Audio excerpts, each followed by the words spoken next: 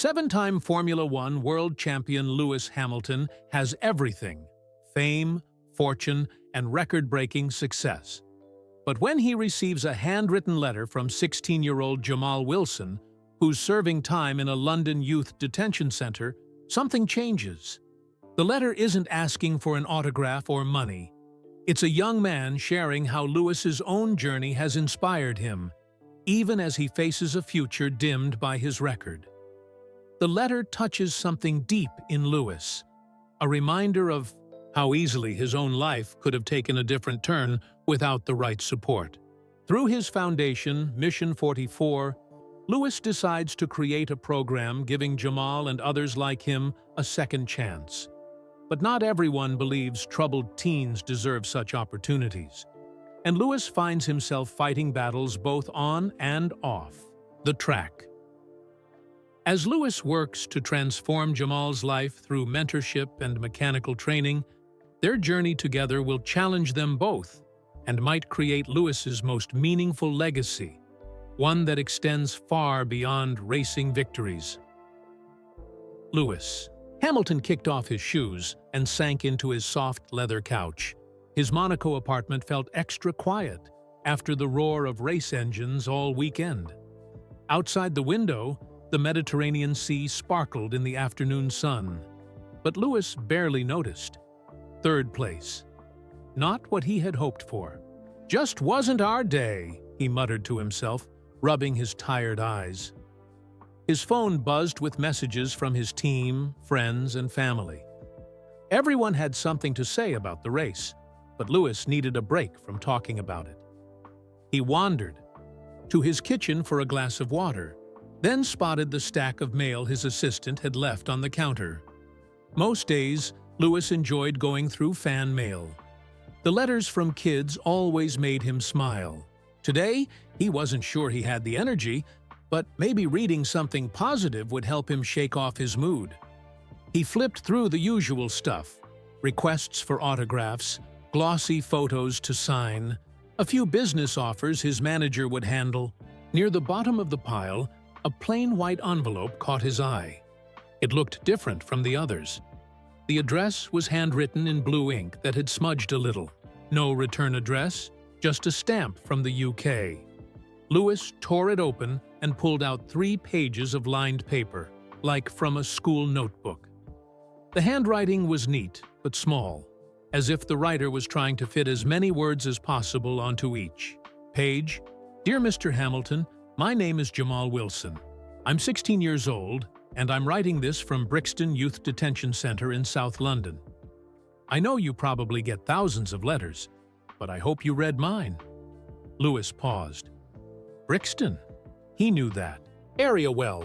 His dad's family had roots there, and he'd spent time there as a kid. I've been here for 4 months now. I got 18 months for being in a stolen car. I wasn't driving, but I was there, and that was enough. I know I messed up. My mom cried at the hearing. That was the worst part. Lewis felt a tightness in his chest as he kept reading. Jamal explained how he'd grown up with his single mom and younger sister, how his mom worked 2 jobs to keep them fed and housed, how he'd started hanging out with the wrong crowd because they made him feel like he belonged somewhere. One of the guards here, Mr. Reed, he's all right. He brings in racing magazines sometimes. That's how I started following you. I knew about you before, obviously, everyone does, but I never paid much attention to F1. Now I never miss a race when they show it in the common room. Lewis smiled a little at that. He settled deeper into the couch, fully absorbed in Jamal's words now. What got me wasn't just the racing, though. It was learning about where you came from, how your dad worked 3 jobs to keep you racing, how people didn't think someone like you belonged in a sport like that. But you showed them all. The letter continued, describing how Jamal had read everything he could find about Lewis's journey. My granddad used to fix cars in his garage before he passed. He taught me some stuff when I was little. I was good at it too. I like understanding how things work, fixing problems. But now I've messed up my chances. Who's going to hire me after this? Even if I learn more, my record will follow me everywhere." Louis felt a familiar fire in his chest, the same one that burned whenever he faced an obstacle. He'd built his career on proving people wrong, on breaking through barriers others said couldn't be broken. I don't know why I'm writing this, really. Maybe just to say, thank you for showing that where you start doesn't have to be where you end up. Even if I never get a letter back, it helps to put these words somewhere outside my own head.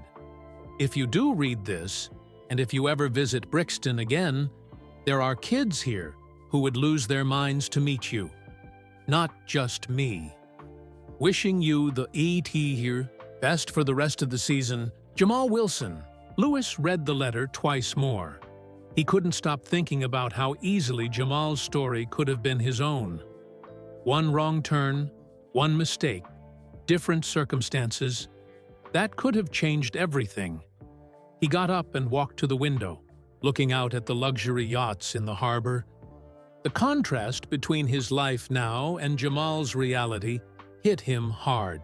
Louis had created Mission 44 exactly for kids like Jamal, to give them opportunities, to fight the system that stacked the odds against them. But reading this letter made it personal in a new way. This wasn't about statistics or reports. This was one boy with dreams and talents, sitting in a cell while Louis stood in a penthouse. Louis picked up his phone and scrolled to find Angela's number. She ran day-to-day operations at Mission 44 while he was racing. "It's late, but this can't wait," he said to himself as he pressed the call button. As the phone rang, Louis looked again at the letter in his hand. He didn't know exactly what he was going to do yet, but he knew he had to do something. Not just for Jamal, but because of what Jamal represented. All the talent and potential being wasted because kids made mistakes they weren't allowed to recover from. Angela's voice came through the phone. "Louis, everything okay?"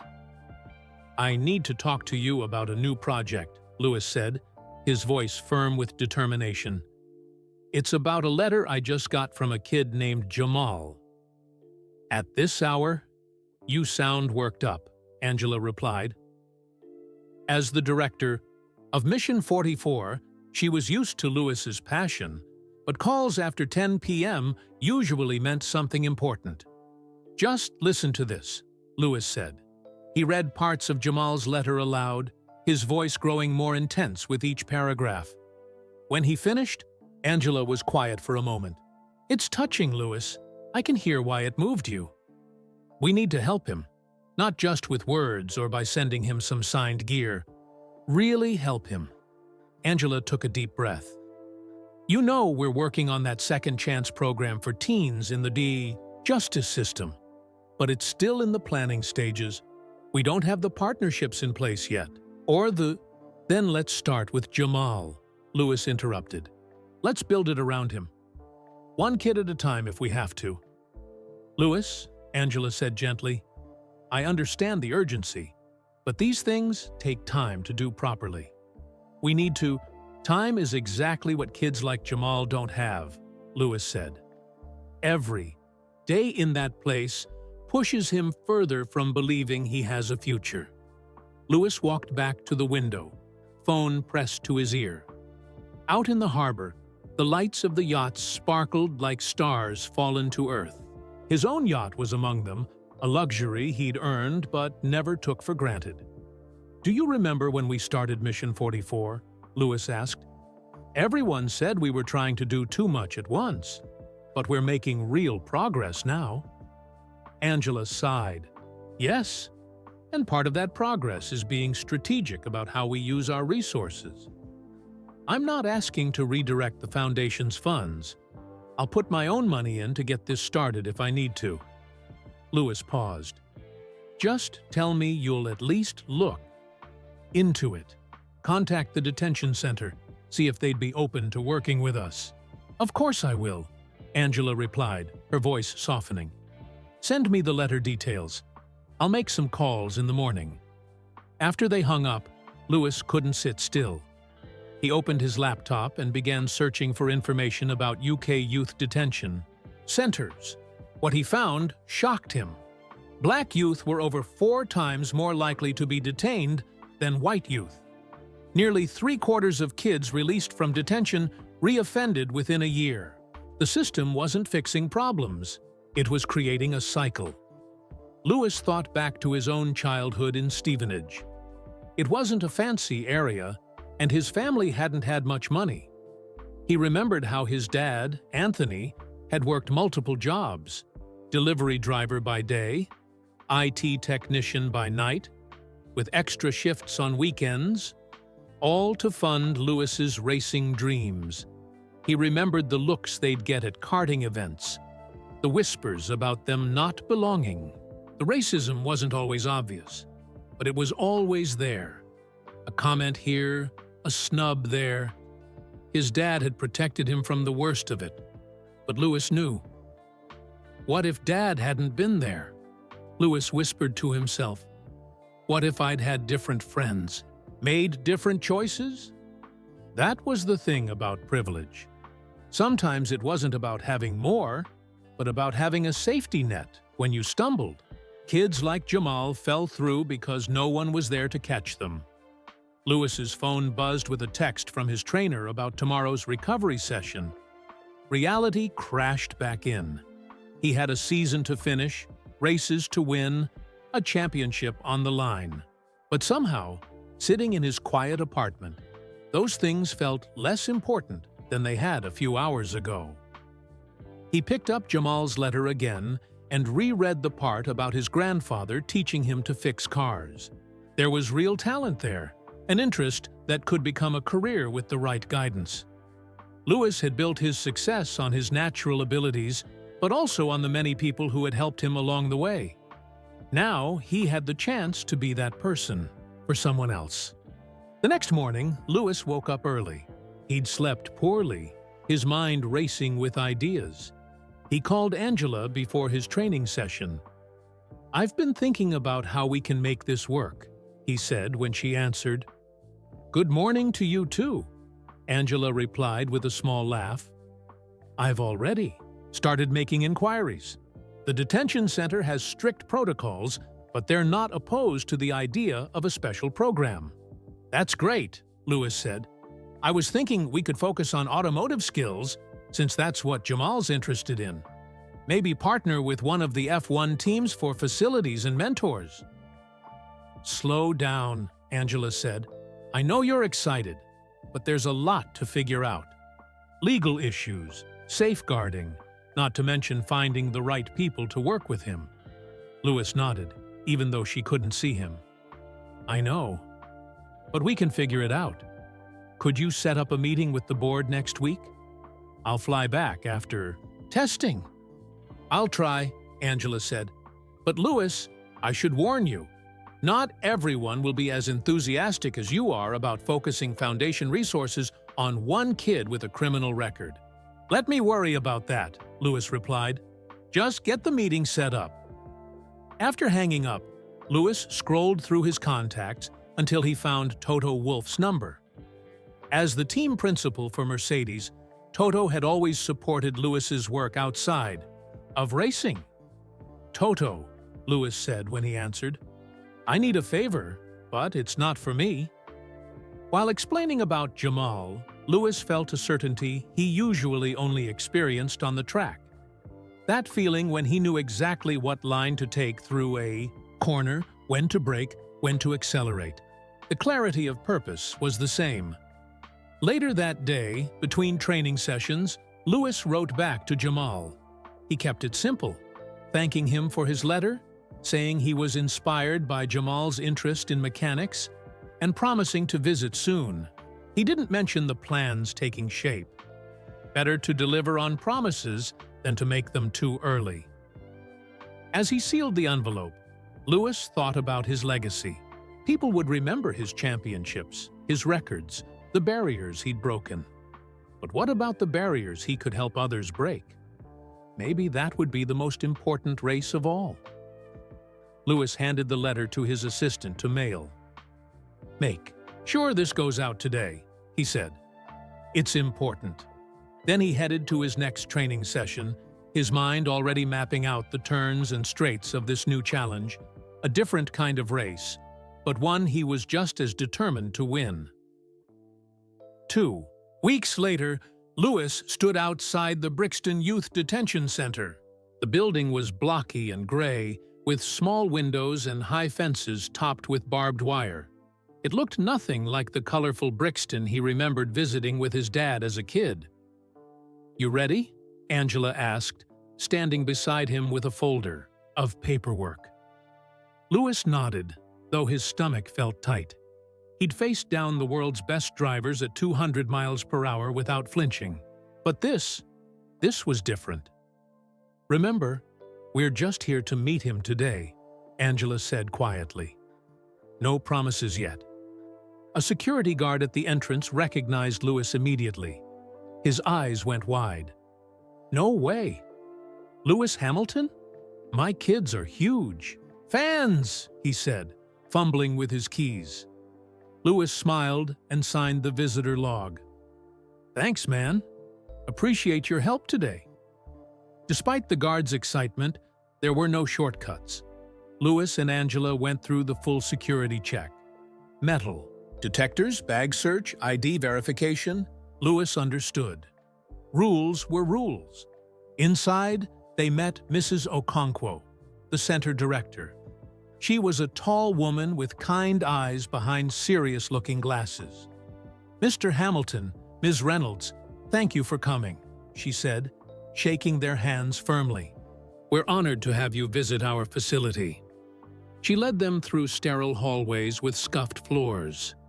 Young men in identical gray sweatshirts stopped to stare as Lewis passed. Some whispered to each other. One called out, "Seven-time world champ in the building," before a guard hushed him.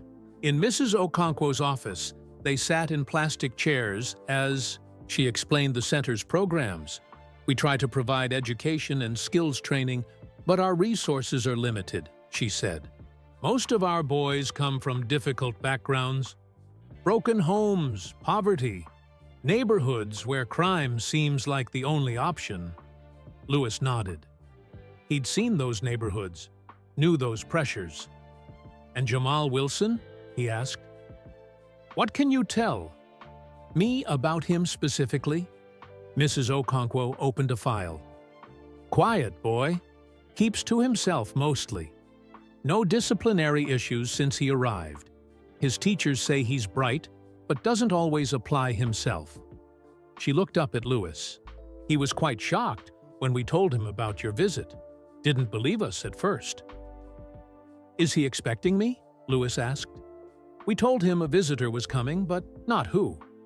We were concerned about disruption if word got out. She stood up.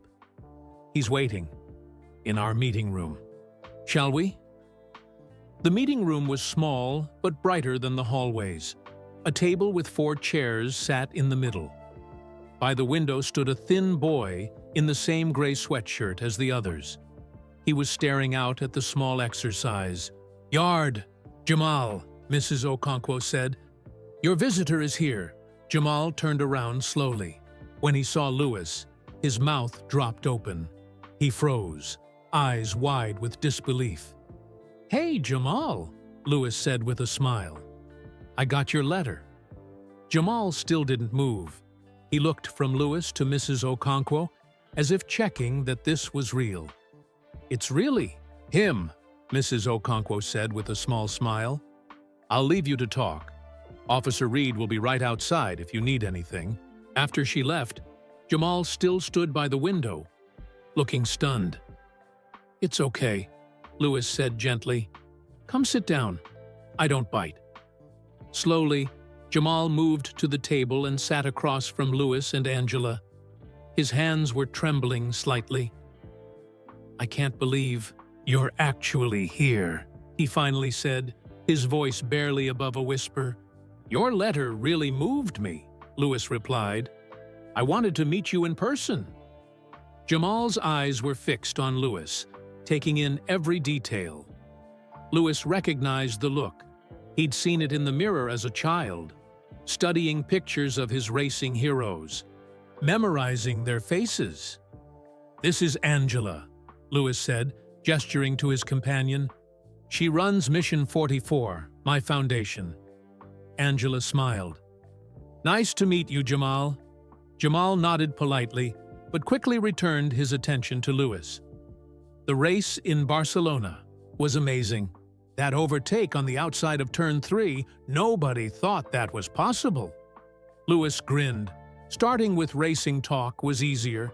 They discussed recent races, Lewis's chances in the championship, his rivalry with other drivers.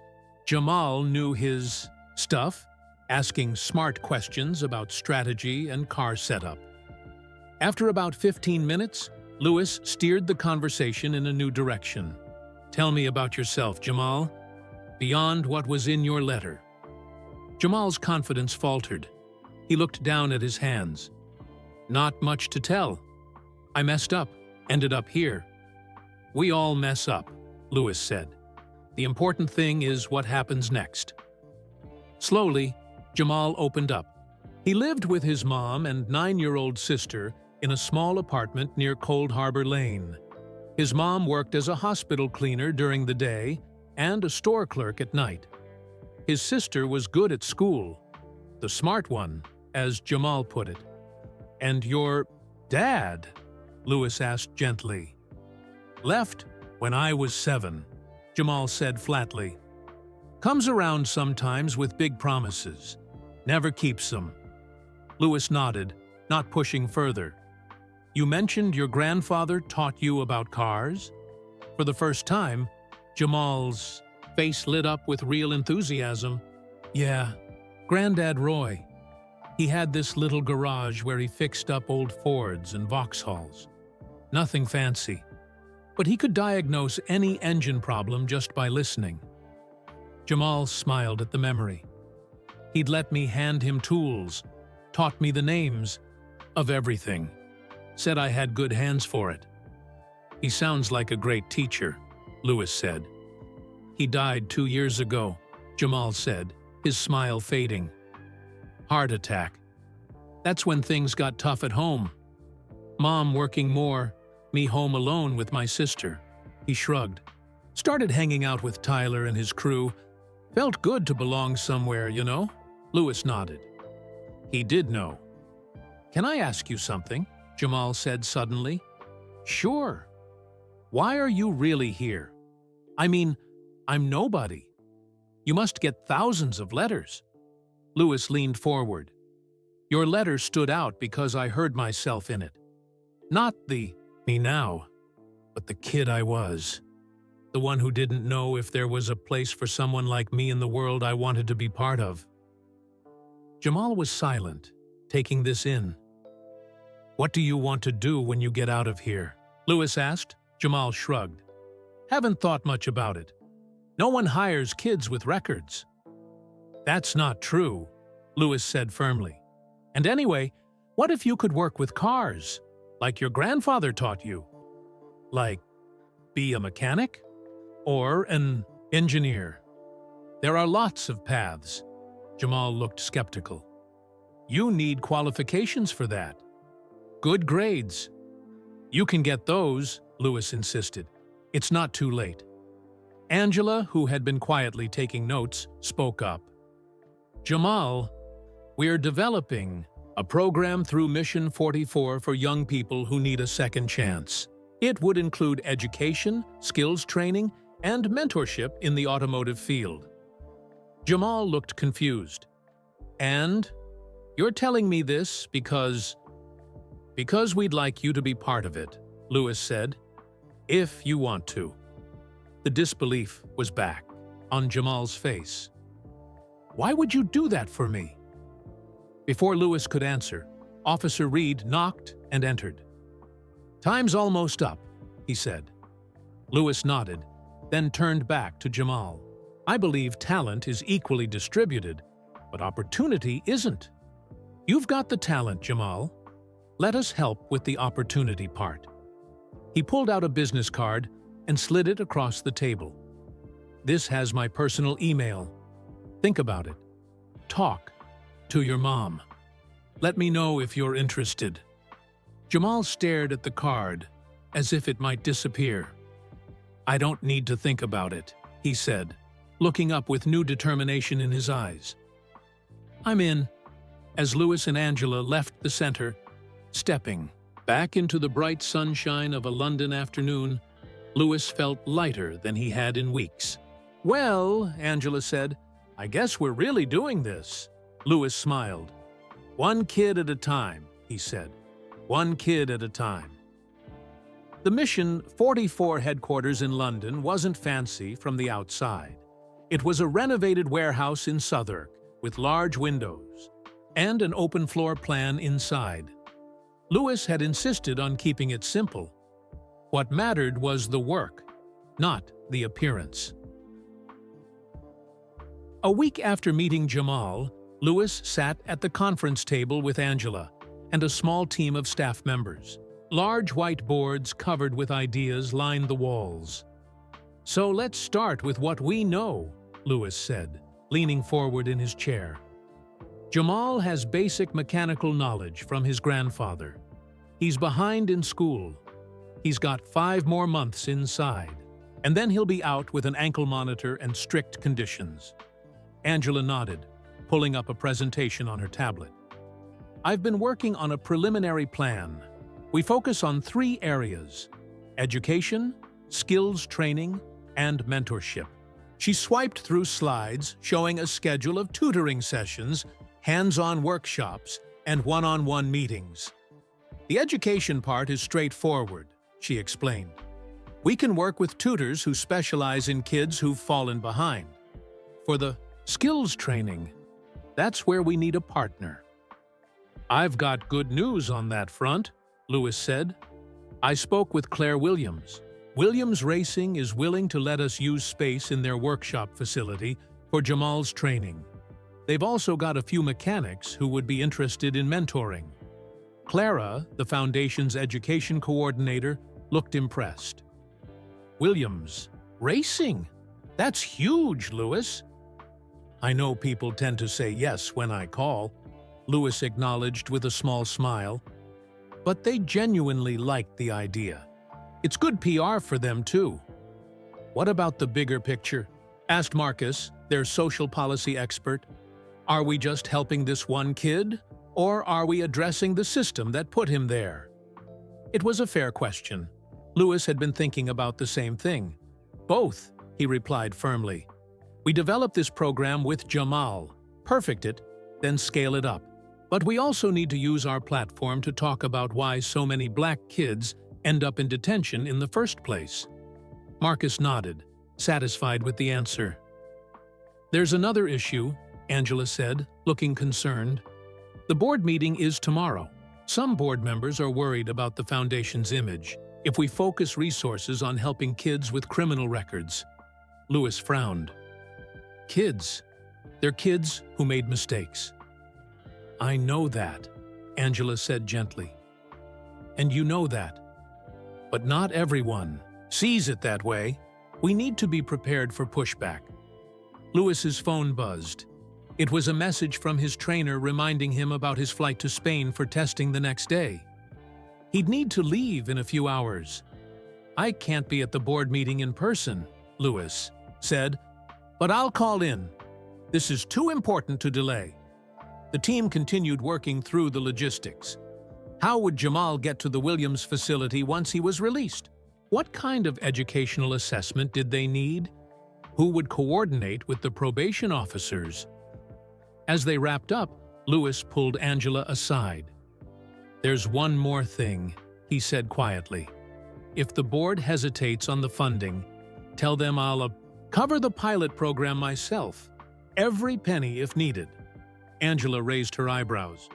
That could be substantial. Worth every penny if it works, Louis replied. The next day, Louis called into the board meeting from his hotel room in Barcelona. He had just finished a long day of testing the car's new upgrades. He was tired, but his voice was clear and passionate as he explained the program to the board members. "I understand the concerns about our image," he said, addressing the elephant in the room. "But Mission 44 has always been about making real change, not just looking good." Gregory Willis, one of the older board members, spoke up. "Lewis, your heart is in the right place, but we need to be practical. Working with convicted youths brings risks. What if this Jamal reoffends while in our program? The headlines would be devastating." Lewis took a deep breath. "With respect, Gregory, that mindset is part of the problem. Everyone wants these kids to succeed, but nobody wants to take a chance on them. That's why the reoffending rate is so high." Another board member, Diane Mehta, joined in. "I see both sides here. The program sounds promising, but shouldn't we start with kids who haven't been in trouble? Prevention rather than intervention?" "We're already doing prevention work," Lewis pointed out. "This is about not giving up on kids who've already made mistakes. I'm willing to put my personal reputation on the line for this." The debate continued for almost an hour. Lewis missed dinner, but he didn't care. This was too important. Finally, Angela called for a vote. 7 board members voted to approve the pilot program. 3 voted against. 1 abstained. "Motion carried," Angela announced. "The Jamal Wilson pilot program is approved." Lewis thanked the board and hung up. He leaned back in his chair, exhausted but relieved. His phone buzzed with a text from Angela. "Well done. We got there." Lewis smiled and typed back, "Just the beginning. Now the real work starts." He walked to the window of his hotel room, looking out at the Barcelona circuit in the distance. Tomorrow, he would get back in the car and push its limits around every corner. That was his job, the thing he was known for worldwide. But tonight, he felt more excited about the program they'd just approved. Racing was about making history, breaking records. But what they were building with Mission 44 could change lives. Lewis pulled out his phone and scrolled through his contacts until he found Officer Reed's number from the detention center. He'd given Lewis his direct line for updates about Jamal. "Sanity meet. To give Jamal the good news," Lewis said to himself as he pressed the call button. The program had a green light. Now they needed to make it work, not just for Jamal, but for all the other kids who needed a second chance. Lewis's announcement to Jamal went better than he could have hoped. Officer Reed had put the call on speakerphone in Mrs. Okonkwo's office, and Lewis could hear the excitement in Jamal's voice. "So, I'll actually get to learn in a real racing workshop?" Jamal had asked, his voice filled with disbelief. "That's right," Lewis had replied. "Williams Racing is partnering with us. They're one of the most historic teams in Formula One." "I know who Williams is," Jamal had said, a hint of pride in his voice. "They gave you your start in F1. Lewis had smiled at that. The kid really did know his stuff, but not everyone was as excited about the program as Jamal. 3 days after the board meeting, Angela called Lewis while he was having breakfast in his motorhome at the track. "We've got a problem," she said, without preamble. "Have you seen the Daily Star this morning?" Lewis frowned. "No, why?" "Someone leaked details about the program to them. They've run a story with the headline, 'Hamilton backs car thief over deserving kids.'" Lewis put down his toast, appetite gone. "Send me the link." The article was worse than he'd expected. It questioned why Lewis was wasting resources on a criminal when there were law-abiding underprivileged children who deserved help. It included quotes from concerned citizens saying they wouldn't support Mission 44 if it focused on helping kids with records. "They didn't even get the basic facts right," Lewis said, anger rising in his voice. "Jamal wasn't driving the stolen car. And they make it sound like we're abandoning all our other programs, which isn't true." "I know," Angela replied. "Our PR team is drafting a response now. But that's not all. The story's picking up steam on social media. You're getting tagged in some pretty nasty posts. Louis opened his social media app and immediately wished he hadn't. His mentions were filled with critical comments. Why are you helping criminals instead of innocent kids? My son works hard in school and can't afford college, but this thief gets special treatment? Lost all respect for Hamilton, shows where his priorities are. Louis closed the app with a sigh. He'd faced criticism before. It came with being in the public eye. But attacks on Jamal felt different, more personal. How did they even find out about this? Louis asked. The board meeting was confidential. I'm looking into it, Angela said grimly. In the meantime, we need to decide how to respond. Louis thought for a moment. We stick to the plan. No backing. Down. Issue a statement clarifying the facts and explaining why programs like this are important. But keep Jamal's name out of it. He doesn't need the attention. Got it, Angela said. There's something else you should know. I spoke to Officer Reed this morning. Jamal's having a rough time at the center since the news broke. Louis's heart sank. What's happening? Some of the staff saw the article and are treating him differently. One guard in particular, Officer Daniels, has been making comments, calling Jamal the celebrity's pet project. Louis clenched his jaw. This was exactly what he'd feared. That his involvement might make things harder for Jamal, not easier.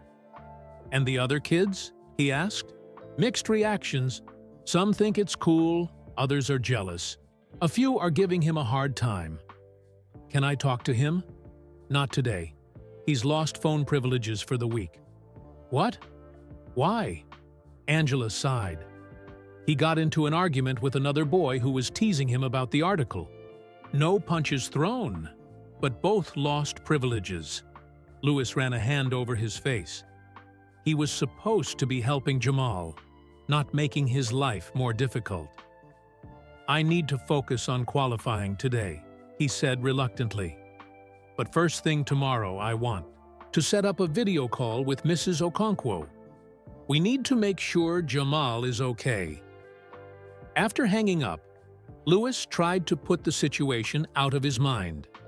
He had a job to do on track, but during the pre-qualifying team briefing, he found it hard to concentrate.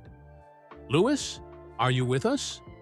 Toto Wolff, the team principal, asked when Louis missed a question about tire strategy. Sorry, Toto. Just distracted. After the briefing, Toto pulled him aside. Everything okay? You seem somewhere else today. Louis hesitated, then explained the situation with the newspaper article and Jamal. Toto listened carefully. You're doing something important, he said when Louis finished. Don't let critics distract you from that. But right now, the best thing you can do for your foundation is to focus on your job here. Louis knew Toto was right. He nodded and headed to his driver room to prepare for qualifying. Despite his determination to focus, qualifying didn't go well. Louis made a small mistake in his final flying lap and would start 5th on the grid.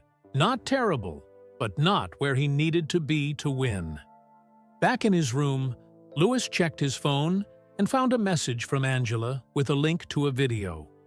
It was a recording of a brief statement she'd made to reporters outside the Mission 44 office.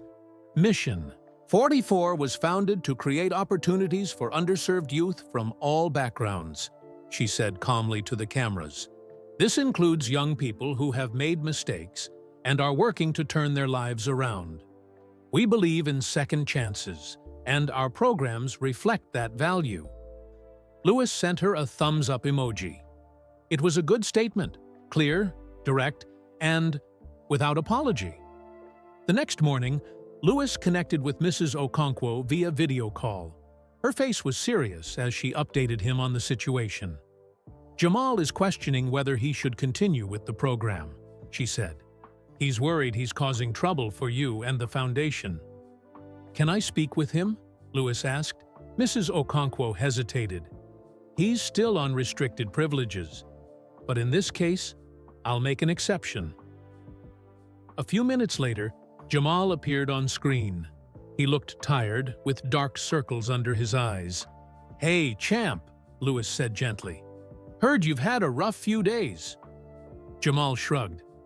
"It's no big deal." "It is a big deal," Lewis said, "and I'm sorry you're dealing with this." "Maybe it's a sign," Jamal said, looking down. "Maybe this program isn't meant to be." Lewis leaned closer to the camera. "You know what I do when I have a bad qualifying? I come back stronger in the race. That's what we're going to do here." Jamal looked up, a spark of his old determination returning. "You sure?" "Absolutely," Lewis said firmly. "We don't give up. That easily. Not me, and not you." As the call ended, Lewis knew there would be more challenges ahead. But seeing that spark in Jamal's eyes reminded him why this fight was worth it. 3 months passed in a blur of races, meetings, and preparation. Despite the negative press, Mission 44 pushed forward with the program. Angela hired education specialists and worked with Williams Racing to set up the training facility. Lewis stayed involved through video calls and late-night planning sessions, even as he fought for position in the championship standings. Then came the day they'd been working toward. Jamal was being released early on good behavior, partly due to his commitment to the program. Lewis stood outside the detention center on a crisp autumn morning, watching the gray metal door. He'd flown in from Japan the night before, still jet-lagged, from the race weekend. But there was nowhere else he'd rather be. Angela checked her watch. "Should be any minute now." The door opened, and Jamal stepped out, blinking in the sunshine. He wore jeans and a blue hoodie instead of the gray detention center sweatshirt. His mother, a petite woman with the same wide eyes as her son, stood beside him with her arm around his shoulders. Behind them came Mrs. Okonkwo, carrying a plastic bag with Jamal's few possessions. Jamal spotted Lewis and froze for a moment, then broke into a wide smile. "You came," he said as they approached.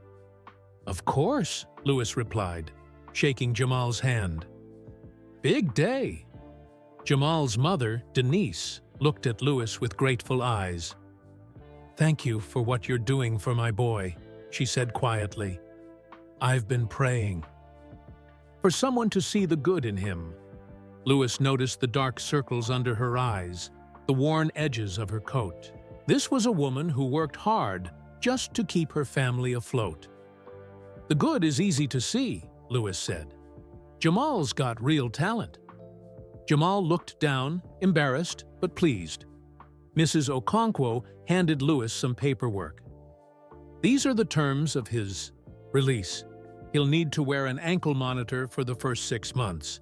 He has a curfew of 8 p.m. and can only go to approved locations, home, school, and your program facilities." Lewis nodded, skimming the documents. "We'll make sure he follows everything to the letter." After saying goodbye to Mrs. Okonkwo, they walked to the waiting car.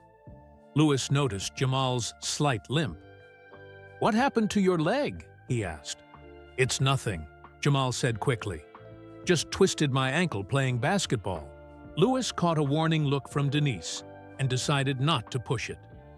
Whatever had happened inside those walls, Jamal was out now. That's what mattered. "There's someone I want you to meet," Lewis said as they reached the car. Leaning against it was a tall man with strong hands and salt and pepper hair. He straightened up as they approached. "Jamal, this is Marcus Johnson. He's going to be your primary mentor for the mechanical training." Marcus extended his hand. "Heard a lot about you, young man." Jamal shook his hand hesitantly. "Are you a Formula One mechanic?" "Worked at Williams for 12 years, Marcus said. "Then Mercedes for 5. Retired last season but not ready to stop getting my hands dirty." Jamal's eyes widened with respect. Lewis explained the plan as they drove to the Williams facility. Jamal would attend classes 3 days a week, a mix of practical workshop training and academic subjects needed for certification. The other 2 weekdays would be spent at a special education center, catching up on schoolwork he'd missed. "It's going to be intense," Lewis warned. "We're asking a lot of you." "I can handle it," Jamal said, determination in his voice. The Williams workshop was quieter than usual. It was a Monday, and most of the regular staff were off. Perfect for Jamal's first day. Lewis watched as Marcus showed Jamal around, explaining the different areas and tools. "This is really happening," Angela said quietly, standing beside Lewis. "You did it." Lewis shook his head. "We're just getting started." The first few weeks were harder than anyone had expected. Jamal struggled with the academic portions of the program.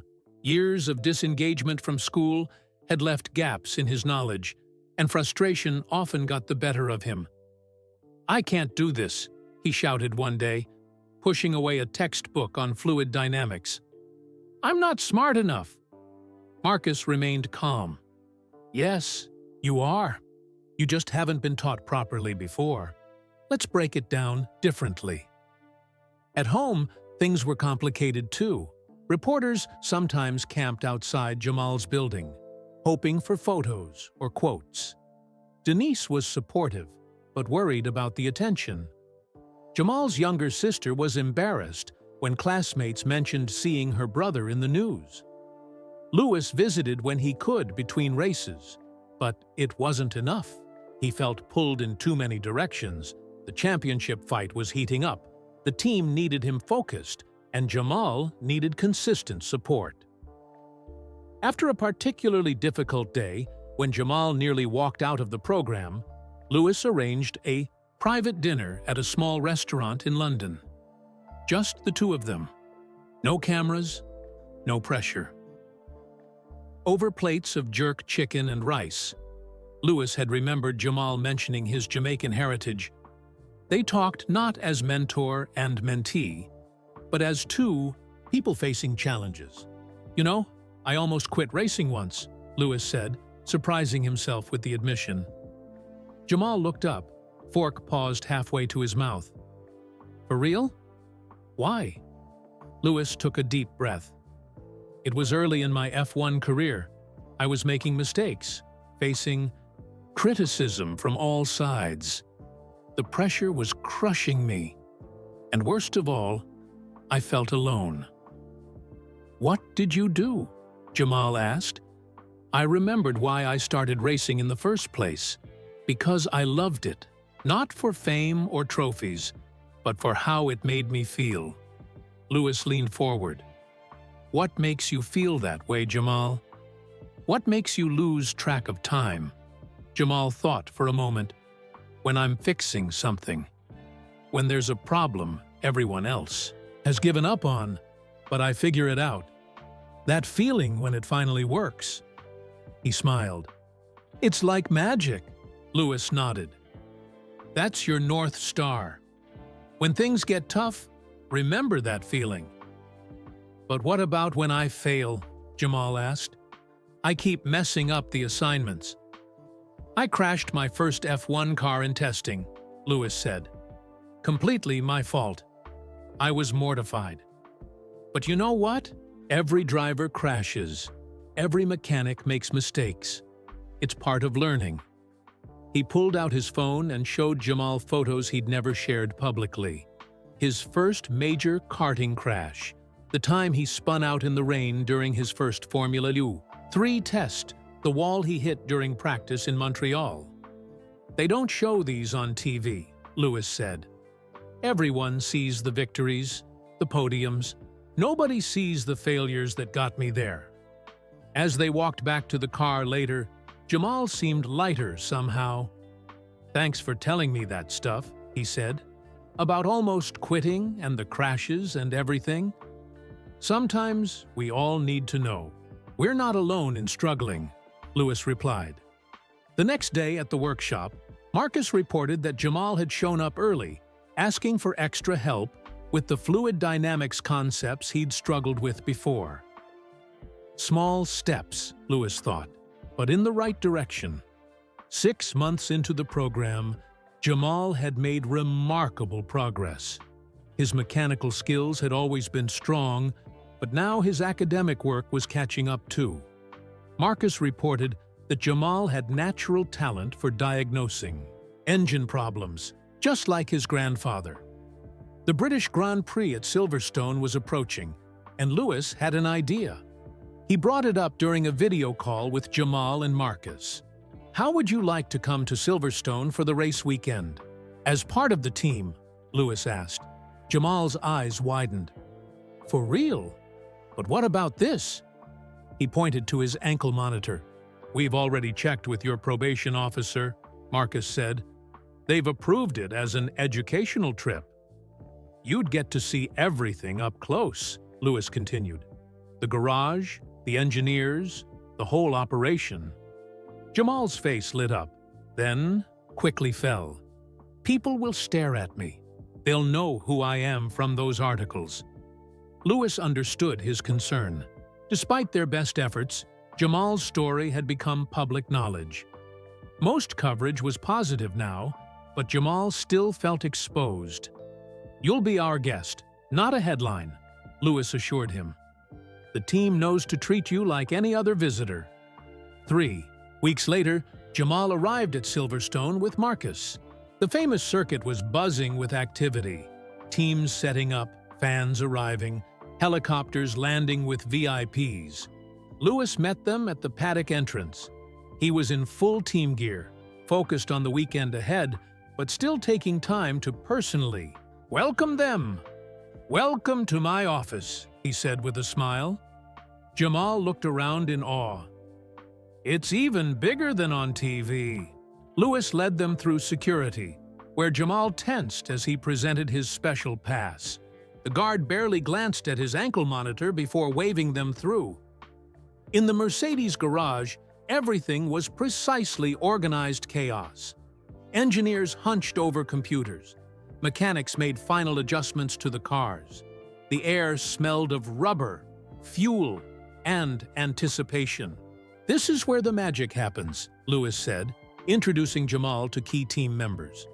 Toto Wolff, the team principal, shook Jamal's hand firmly. "Lewis has told us about your mechanical instincts. Perhaps we should have you look at his car." Jamal blushed at the praise. "I'm still learning, sir." "We're all still learning," Toto replied. "That's what makes this sport exciting." As they toured the garage, a photographer noticed them. "Hey, isn't that the kid from the news?" he said loudly, raising his camera. Jamal stiffened, his face falling. Before Lewis could react, Mercedes's press officer stepped in smoothly. "No, photos in the garage without team approval," she said firmly, positioning herself between Jamal and the photographer. "Just doing my job," the photographer muttered, but he lowered his camera and moved on. "Sorry about that," Lewis said quietly to Jamal. "It's okay," Jamal replied, but his shoulders remained tense. To change the mood, Lewis showed Jamal his race helmet for the weekend, specially designed for his home race. The tension gradually melted from Jamal's posture as he handled the helmet, reverently. Qualifying day arrived with typical British weather. Sunshine 1 minute, clouds the next.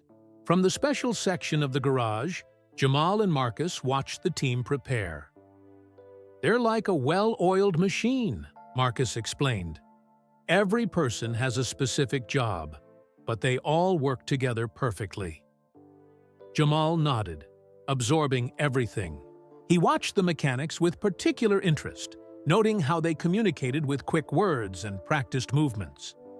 When Lewis climbed into the car for his qualifying run, he gave Jamal a quick thumbs up, but qualifying didn't go as planned. A slight mistake in the final corner of his last flying lap left Lewis 5th on the grid for the race. Back in the garage, the mood was subdued. Lewis removed his helmet, his face showing controlled disappointment. He spoke briefly with his race engineer, reviewing what had happened. As the engineers analyzed data from the car, Jamal watched the screens over their shoulders. Something caught his eye. A pattern in the telemetry that reminded him of an issue they'd studied in the workshop. Excuse me, he said hesitantly to one of the mechanics he'd been introduced to earlier. Is that normal? He pointed to a specific line on the graph showing the car's behavior in right-hand corners.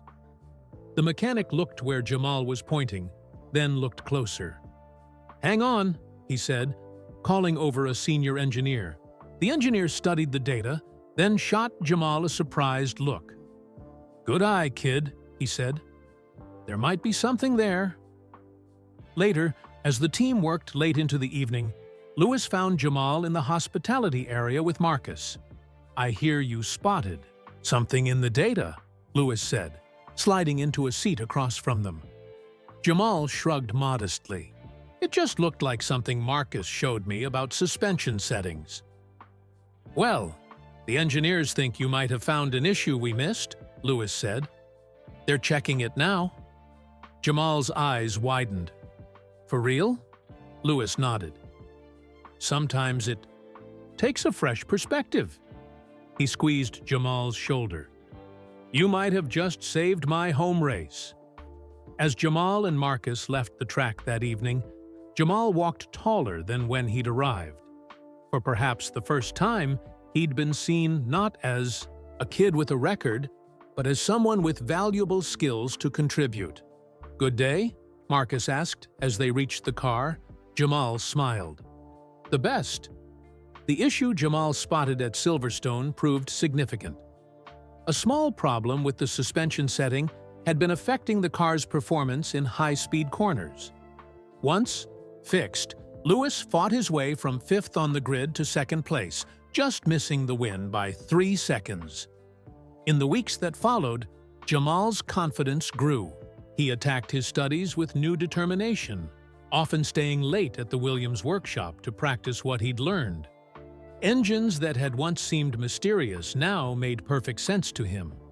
He could take them apart and reassemble them with growing speed and accuracy. He's got natural talent, Marcus told Lewis during their weekly update call. The kind you can't teach. Lewis nodded on the video screen. He was calling from Singapore, where he'd just finished practice for the upcoming race. His academic work? Getting better, Marcus reported. Math is coming along now that he sees how it applies to engineering. English still needs work. Make sure he understands why that matters too, Lewis said. Engineers need to communicate clearly. Mission 44 hired tutors to help Jamal with his weak subjects. Slowly, his grades improved. His probation officer noted the positive changes during monthly check-ins. This is what we hope for, she told Denise during a home visit. Real rehabilitation, not just marking time. After 9 months in the program, Lewis had a surprise for Jamal. He flew him and Marcus to the Mercedes factory in Brackley for a special tour. The massive facility was a technological wonderland. State-of-the-art simulators, wind tunnels, and fabrication shops where parts were manufactured with microscopic precision. This is where we design and build the cars, Lewis explained as they walked through the facility. Everything starts as an idea, then becomes math and physics, then turns into actual parts. Jamal was speechless, taking it all in with wide eyes. Engineers showed him carbon fiber components being made, explained how aerodynamics worked, and even let him sit in the simulator. Could I work somewhere like this someday? Jamal asked quietly as they left. Absolutely, Lewis replied without hesitation. If you keep going the way you are, doors will open. The tour ended with a surprise meeting with some of the Mercedes junior engineers, several not much older than Jamal. They talked about their education paths, the qualifications they'd needed, and their day-to-day work. They're just regular people, Jamal said on the journey back to London. I always thought F1 engineers were like super geniuses or something. Smart, yes, Marcus said, but mostly just dedicated and hardworking. When they returned to London, however, reality crashed back. Jamal's mother was waiting for them at the Mission 44 office, her face tight with worry. Tyler's been talking about you, she told Jamal. Telling people you think you're too good for the neighborhood now, that you're forgetting where you came from. Tyler had been one of Jamal's friends from before, part of the group involved in the car theft. He'd received a longer sentence and had only recently been released. I don't care what Tyler says, Jamal replied, but the tension in his shoulders said otherwise. He's not just talking, Denise continued. He came by the apartment yesterday, asking about you. I didn't like the way he was acting. Louis and Marcus exchanged concerned looks. This was the first real threat from Jamal's old life. Maybe I should talk to him, Jamal said. Explain things. That might not be wise, Marcus cautioned. He might see it as a challenge. Or I could just avoid the neighborhood for a while, Jamal suggested. But that wasn't practical. Jamal lived there, and his sister went to school nearby. Hiding wasn't a long-term solution. We'll figure it out, Louis assured them. The important thing is that Jamal keeps focusing on his program. Don't let this distract you. Easier said than done. Over the next few weeks, the pressure from Tyler and his crew increased. They would wait near Jamal's building, making comments when he passed. Notes appeared under the apartment door. Nothing openly threatening, but the message was clear. Jamal was being watched. He's jealous, Denise told her son one evening. You're moving forward while he's stuck in the same place. Jamal understood this, but it didn't make things easier. The constant tension was affecting his concentration at the workshop. Marcus noticed his distraction, but didn't push for explanations. Then came the confrontation they'd all been dreading. Jamal was walking home from the bus stop one evening when Tyler and 3 friends surrounded him near the corner store where they used to hang out. Well, look who it is, Tyler said, his voice carrying in the quiet street. The famous mechanic, too important to answer messages now? Jamal's heart raced, but he kept his voice calm. I've been busy, Tyler. How have you been? Tyler stepped closer. Busy? Yeah, we all seen how busy you are. Riding in fancy cars, meeting celebrities. Forgot all about the people who had your back when it mattered. That's not fair, Jamal said. You guys were stealing a car. That's why. We got arrested. We, Tyler repeated with a harsh laugh. There is no we anymore, is there? Now it's just you and your new rich friends. Acting like you're better than us. One of the other boys moved closer, forcing Jamal to step back. I never said I was better than anyone, Jamal insisted, feeling the wall behind him. You didn't have to say it, Tyler replied. Everybody sees you on the news, the charity case, Lewis Hamilton's little project. It's embarrassing, man. Jamal felt a flash of anger. Everything he'd worked for in the past 9 months, all his progress, reduced to being someone's project. His hands curled into fists at his sides. For a moment, he imagined striking out, showing Tyler he wasn't weak. The old Jamal would have done it without thinking, but now he had too much to lose. With a deep breath, he relaxed his hands. I've got to get home. My mom's waiting. That's right. Run home, Tyler called as Jamal pushed past them. Tell Hamilton to buy you a new pair of running shoes.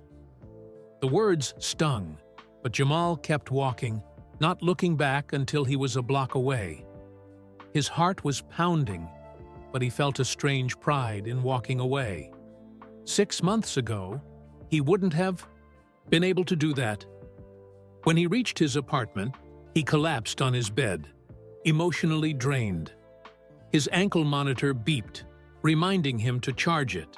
As he plugged it in, he thought about everything it represented. His mistakes, his restrictions, but also the opportunity he'd been given. His phone buzzed with a text from his sister. "Coming home soon? Mom's worried." Jamal checked the time. He'd been sitting there for nearly an hour. He needed to clear his head. Without really thinking, he unplugged his monitor and slipped out of the apartment, heading for his grandfather's old neighborhood. By the time his ankle monitor started, beeping warnings about being in an unauthorized area, he was already too far to turn back quickly. And part of him didn't want to. At Mission 44 headquarters, Angela's phone rang. It was the monitoring company. Jamal Wilson's tracker showed him outside his approved zones. The system had been trying to reach him without success. Angela immediately called Lewis, who was in Barcelona for testing. "We have a problem with Jamal," she said when he answered. "He's gone off the grid." Lewis felt his stomach drop. "What happened?" Angela explained about the ankle monitor alert. "The probation service has been notified automatically. They'll be looking for him." Lewis glanced at the clock. It was nearly midnight in Barcelona, and he had important testing scheduled for the morning. But some things were more important than lap times. "Have you called his mother?" he asked, already, moving toward his hotel room door. "Yes, she's frantic. Says he was upset when he got home but wouldn't talk about it. She thought he was in his room until she got the alert." "I'll take the first flight back," Lewis said firmly. "Keep trying his phone. And Angela, let's keep this quiet for now." Within an hour, Lewis was on a private jet heading back to London. As the plane took off, he tried calling Jamal himself. No answer. He texted, "Whatever's going on, we can figure it out together. Just let me know you're safe." No response. Lewis leaned back in his seat, worry gnawing at him. Had he pushed Jamal too hard? Had the program put too much pressure on him? Or was this about the confrontation with Tyler that Denise had mentioned in her panicked call to Angela?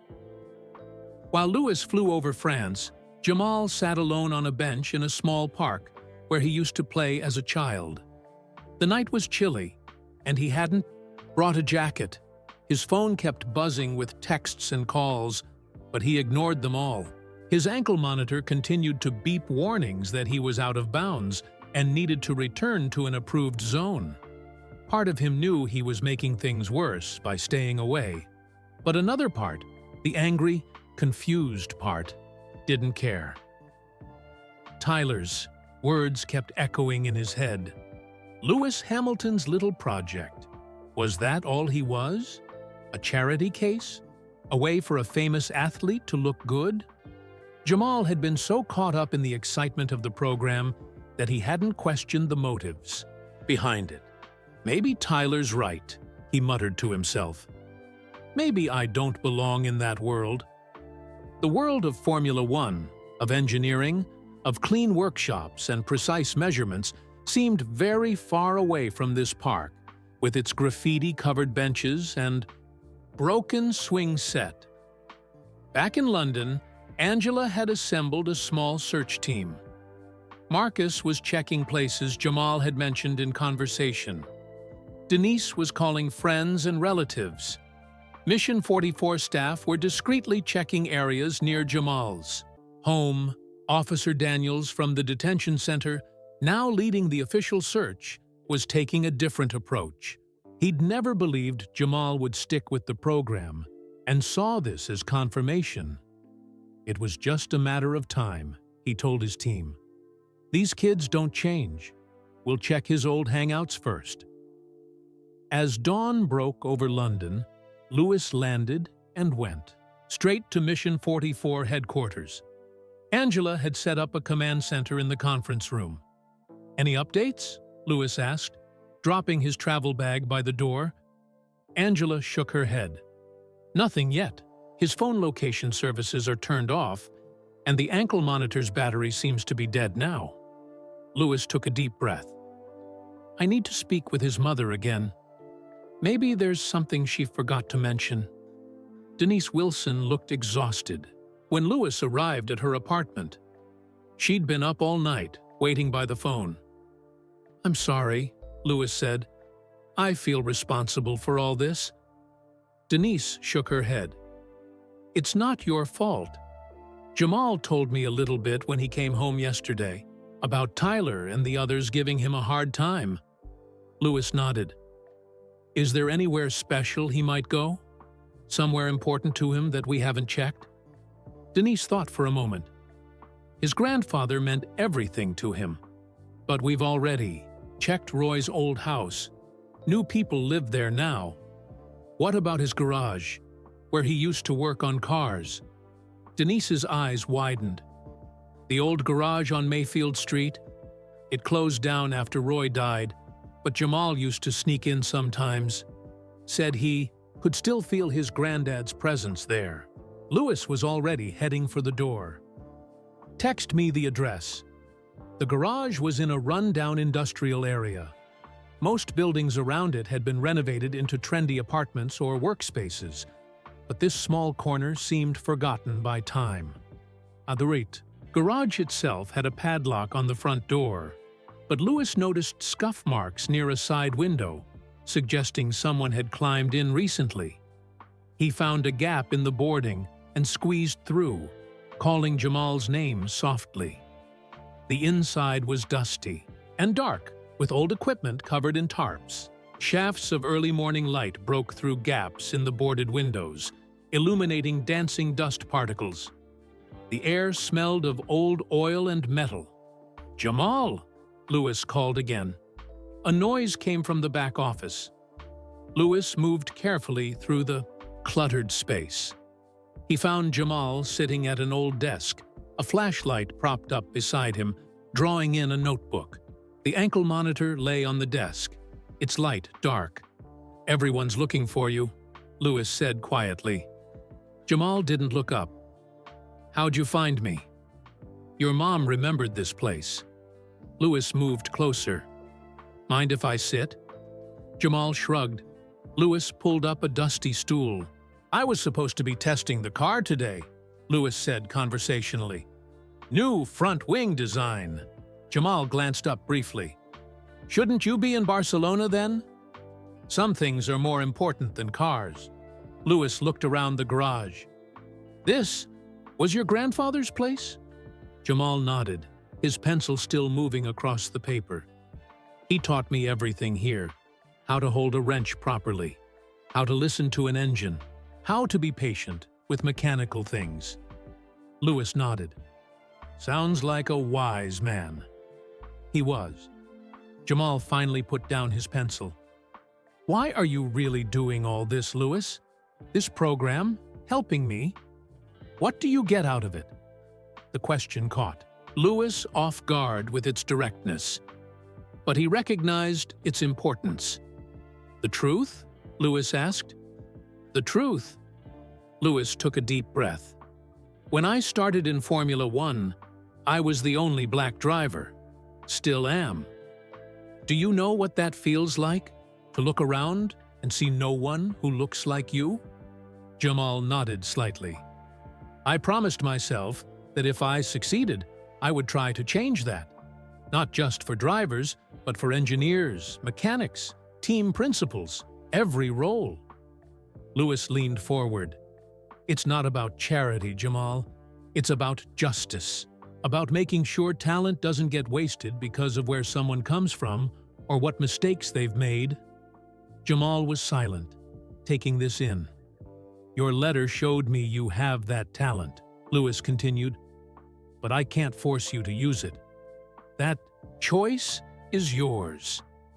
The morning light had grown stronger, illuminating the dust-filled garage.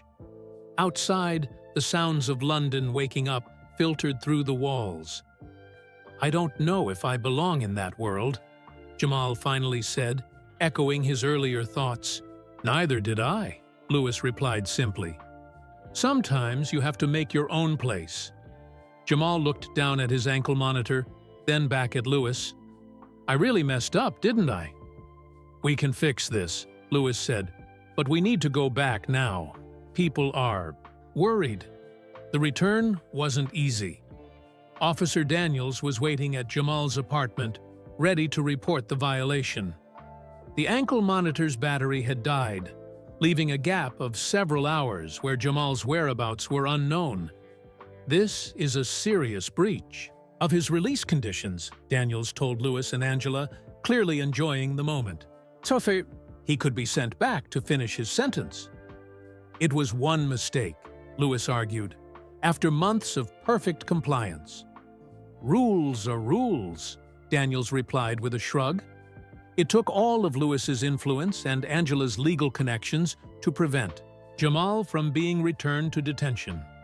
In the end, they reached a compromise: stricter monitoring, additional check-ins, and a formal warning. After the officials left, Lewis found Jamal sitting alone in the small kitchen of his family's apartment. The weight of nearly losing everything seemed to have settled on his shoulders. "I thought that was it," Jamal said quietly. "Back to square one." Lewis sat across from him. "You got lucky. But we need to make sure this doesn't happen again. No. Jamal struggled to find the words. "When Tyler said those things, it got in my head." Lewis nodded. "People will always have something to say. The question is, who are you going to listen to?" They sat in silence for a moment. "I think you need a focus," Lewis said finally. "Something concrete to work toward. A project." "What kind of project?" The next day, Lewis drove Jamal to a storage facility on the outskirts of London. Inside one of the units, covered by a dusty tarp, was a decrepit 1967 Mini Cooper. "What do you think?" Lewis asked as he pulled back the cover. The car was in terrible shape. The once red paint had faded to a dull orange.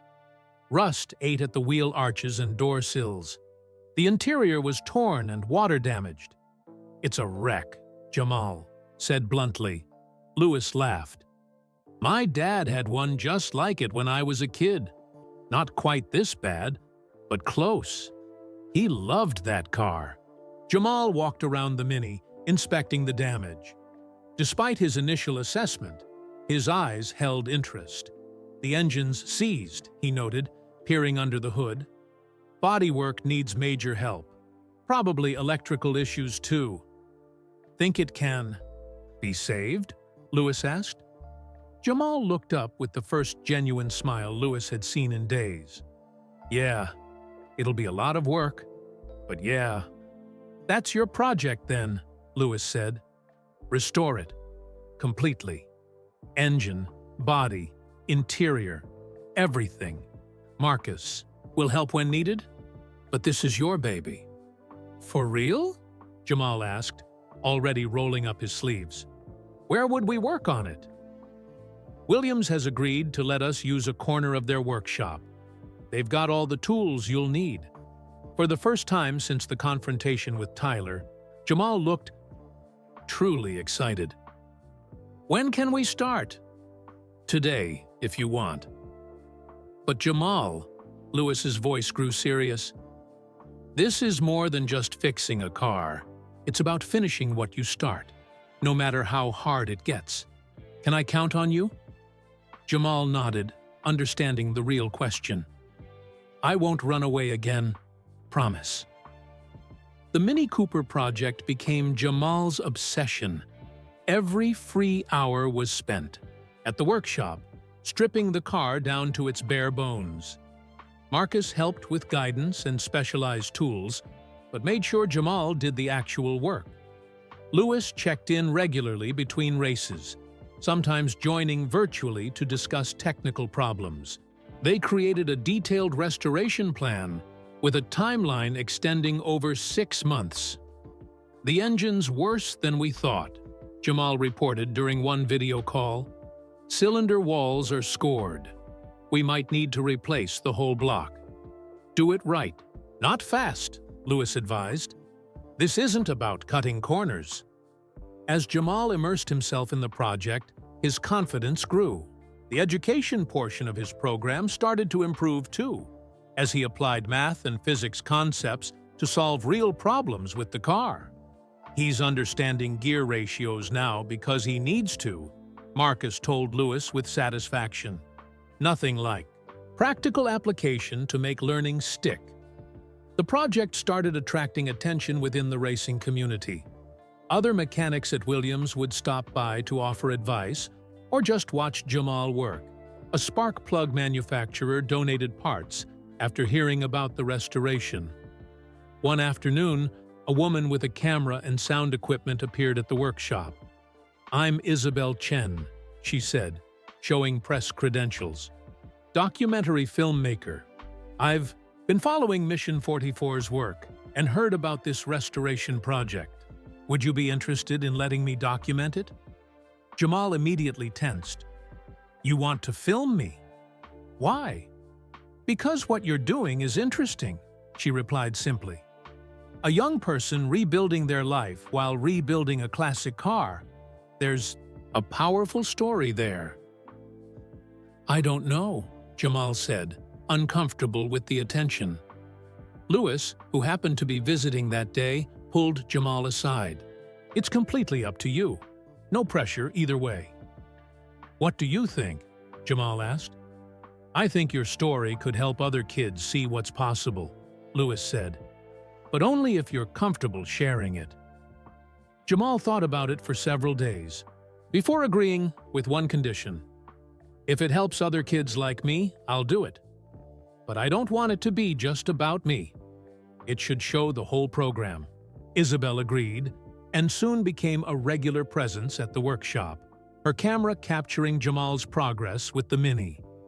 At first, he was stiff and self-conscious on camera, but gradually relaxed as he focused on the work.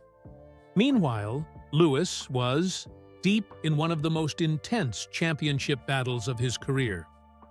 After a string of challenging races, he was trailing his main rival by 12 points, with 6 races remaining. The demands of racing at the highest level, while maintaining his commitment to Mission 44 and Jamal specifically, were taking a toll. During strategy meetings, Lewis sometimes found his mind wandering to the Mini project. Between practice sessions, he'd check his phone for updates from Marcus. "You seem distracted," Toto observed after a particularly unfocused team briefing. "Is everything okay with the foundation work?" "Just a lot going on," Lewis admitted. "But I'm handling it." The truth was more complicated. Lewis felt pulled in multiple directions, with everyone wanting a piece of his time and energy. The championship required total focus, yet he couldn't abandon Jamal and the program he'd started. The pressure intensified when Jamal faced a new challenge at home. His mother lost her night job when the store where she worked closed down. Suddenly, the family's always precarious finances became desperate. "I'm thinking about quitting the program to work full-time," Jamal told Lewis during a late-night call. "Mom can't do it all alone, and my sister needs things for school." Lewis felt his heart sink. They'd come so far. And now this. What about the Mini? All the progress you've made. "Some things are more important than cars," Jamal said, echoing Lewis's own words from the garage. Lewis couldn't argue with that, but he also couldn't let Jamal abandon his future. There had to be a better solution than Jamal dropping out to work minimum-wage jobs. As he ended the call, Lewis knew he needed a more comprehensive approach. It wasn't enough to help Jamal learn skills. They needed to address the systemic issues that kept pulling him back: poverty, lack of opportunities, and the persistent shadow of his past. The Mini Cooper sitting in the Williams workshop was half restored, a rolling metaphor for Jamal's journey. But unlike the car, Jamal's future couldn't be fixed with just tools and parts. It would take something more. Lewis spent the next week making calls between race preparations. By the following Monday, he had news. Mission 44 is expanding the program. he told Jamal during their weekly check-in. "We're bringing in 3 more teens from similar backgrounds. You'll be the senior student, helping show them the ropes." Jamal looked surprised. "Me? Teaching? Others? Who better?" Lewis replied. "You've lived it. And as for your family's financial situation, we're creating paid apprenticeship positions. You'll earn while you learn." Jamal's face lit up. "For real? I could help Mom with the bills?" "It's not charity," Lewis clarified. "You'll work for it. But yes, you'll be paid fairly for your time." As the expanded program took shape, Jamal embraced his new role. 3 new participants joined: Kira, who had been in foster care, Devin, who was on probation for graffiti, and Miguel, whose family had fled gang violence. Each had mechanical aptitude, but few opportunities. "The intake manifold connects to the cylinder head," Jamal explained to the group one afternoon, pointing out parts on an engine diagram. "It's where the air and fuel mixture enters the engine." Marcus watched from nearby, smiling at how far Jamal had come. While the program grew, Lewis faced challenges of his own. The championship battle had reached a critical point after a controversial collision with his main rival during the Mexican Grand Prix. Lewis faced harsh criticism from fans and media alike. "Hamilton losing focus," read one headline. "Is charity work distracting champion?" asked another. Lewis tried to ignore the noise, but it was difficult. During a press conference, a reporter asked directly, "Some suggest your work with troubled youth is affecting your concentration. Would you be better served focusing solely on racing at this point in the season?" Lewis kept his cool. "My foundation work doesn't take away from racing. If anything, it adds purpose to what I do on track." But privately, he wondered if he was spreading himself too thin. The pressure was immense from all sides. After another tough race with a mechanical issue that left him out of the points, Lewis's phone buzzed with a text from Jamal. "Tough break today, but you've shown us how to bounce back from setbacks. Next race will be better." The simple message meant more than any trophy. Back in London, Jamal's family faced fresh challenges. Denise had found a new job, but it paid less than her previous position. Bills piled up. The apprenticeship stipend helped, but wasn't enough to cover everything. One evening, Jamal found his mother at the kitchen table, surrounded by past due notices. "Maybe I should quit school and work full-time," he suggested, "just until we catch up." Denise shook her head firmly. "Absolutely not. Your education comes first." "But Mom—" "No buts," she interrupted. "I've been poor my whole life, Jamal. I know how to stretch a pound. What I don't know is how to give you the opportunities you have now. That's why I work so hard." Jamal looked at his mother, really looked at her, and saw the exhaustion in her eyes, the new gray strands in her hair. She had never given up on him, even when he'd given up on himself. "Okay," he said quietly, "but I'm going to find a way to help. There has to be a solution." The next day at the workshop, Jamal was distracted. The Mini's restoration had reached a critical phase, with the engine nearly ready to be reinstalled, but his mind kept returning to the bills on the kitchen table. "Something on your mind?" Marcus asked, noticing Jamal's unusual silence. Jamal hesitated, then explained his family's situation. Marcus listened thoughtfully. "You know, when I worked in F1, I used to do side jobs repairing luxury cars for wealthy clients. Good money in that. But I'm still learning," Jamal pointed out. "You know more than you think," Marcus replied. "And you've got a good eye for detail. That's rare." Later that day, Jamal called Lewis with an idea. What if they added a small business component to the program? participants could repair cars for paying customers, learning entrepreneurship while earning money. It wouldn't interfere with the education part, Jamal explained quickly, but it would help make the program more self-sustaining and give us real-world experience. Louis was silent for a moment. "That's actually brilliant," he finally said.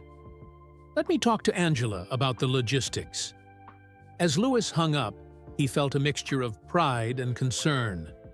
Jamal was thinking beyond himself, proposing solutions rather than just identifying problems. But the timing wasn't ideal. Louis was heading into the final 2 races of the season, with the championship hanging in the balance. His phone buzzed again with an alert from a racing news site. Hamilton's focus questioned as title slips away. Louis closed the app with a sigh.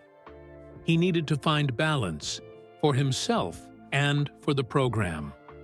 Something sustainable that didn't require his constant attention, but still delivered on the promise he'd made to Jamal, and now to the other kids.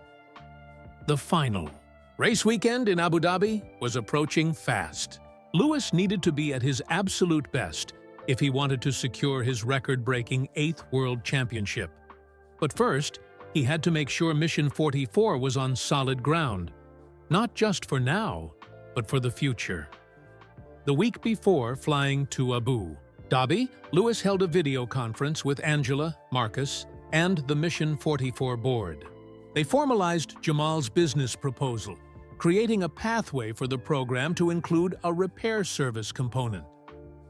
"I'm impressed," said board member Diane Mehta, who had initially been skeptical of the whole project. "This shows real sustainability thinking."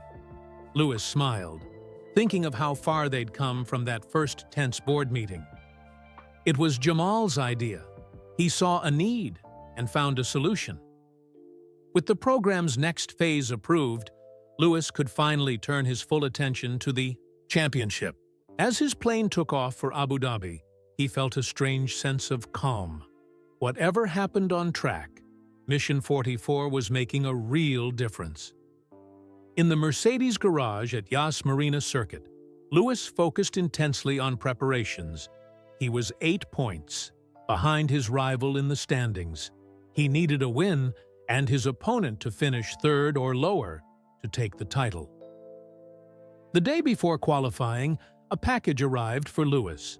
Inside was a small metal object, a handcrafted good luck charm made from an old piston. A note in Jamal's neat handwriting explained that it came from the Mini's original engine. "Too damaged to reuse," Jamal had written, "but too important to throw away. Like some of us." Louis slipped the charm into his race suit pocket, touched by the gesture. Qualifying went perfectly. Louis secured pole position with a blistering lap that left his rival nearly 3/10 behind. The team celebrated cautiously. Saturday's success didn't guarantee Sunday victory. As Louis prepared in his driver room before the race, his phone buzzed with a message from Jamal. "We're all watching. No pressure, but Devin says he'll only join the program full-time if you win today." Louis laughed and sent back a thumbs-up emoji. The race began with Louis making a clean start, maintaining his lead through the first corner. For 20 laps, everything went according to plan. Then disaster struck. A slow pit stop due to a stuck wheel nut dropped him to 4th place. Fighting back through the field, Louis faced setback after setback. A virtual safety car at the wrong moment. A controversial move by his rival that went unpunished by the stewards. With 15 laps remaining, Louis found himself in 3rd place, desperately trying to catch the 2 cars ahead. The championship was slipping away. His race engineer's voice came through the radio. "Louis, we need P1 to win the title. Gap to leader, 12 seconds. An almost impossible task. Louis felt the piston charm pressing against his chest.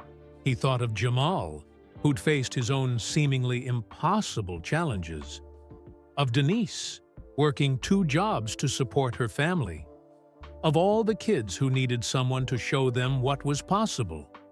"Copy that," Lewis replied calmly. "Let's make some history." What followed became the stuff of racing legend. Lap after lap, Lewis pushed the car beyond what seemed possible, finding grip where there was none, taking lines that made his engineers hold their breath. With 3 laps to go, he passed for second place. With 2 laps remaining, he closed to within striking distance of the leader. On the final lap, in a move that had spectators leaping to their feet worldwide, Lewis overtook around the outside of a corner where passing was thought impossible. He won. He crossed the finish line. Lewis pounded the steering wheel in celebration. His 8th World Championship secured, breaking the record he had shared with Michael Schumacher. In his victory interview, still breathless from the race, Lewis surprised everyone. "This one's special," he said, "and I want to dedicate it to Jamal and all the Mission 44 kids. They've taught me more about courage than racing ever could." Back in London, Jamal watched the interview surrounded by his family, Marcus, and the other program participants. The room erupted in cheers when Lewis mentioned them. Jamal sat quietly, a strange mix of pride and disbelief washing over him. "He mentioned you by name on Global TV," Devon said, punching Jamal's arm lightly. "You're famous now, bruv." But fame wasn't what Jamal felt. It was something deeper, the sensation of being truly seen. 1 year after receiving Jamal's letter, Lewis stood in the bright, airy headquarters of Mission 44. The space buzzed with activity as staff and program participants prepared for a special event. In the center of the main room, covered by a large cloth, sat the fully restored 1967 Mini Cooper. "Nervous?" Lewis asked, finding Jamal adjusting his tie in a quiet corner. "A bit," Jamal admitted. His ankle monitor had been removed 2 months earlier, but he still sometimes reached down to check it out of habit. "I've never spoken to this many people before."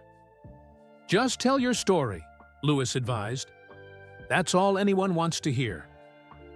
The event space filled quickly. Journalists, automotive industry representatives, community leaders, and families of the program participants found their seats.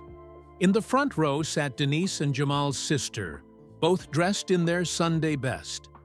Next to them was Mrs. Okonkwo from the detention center, smiling proudly.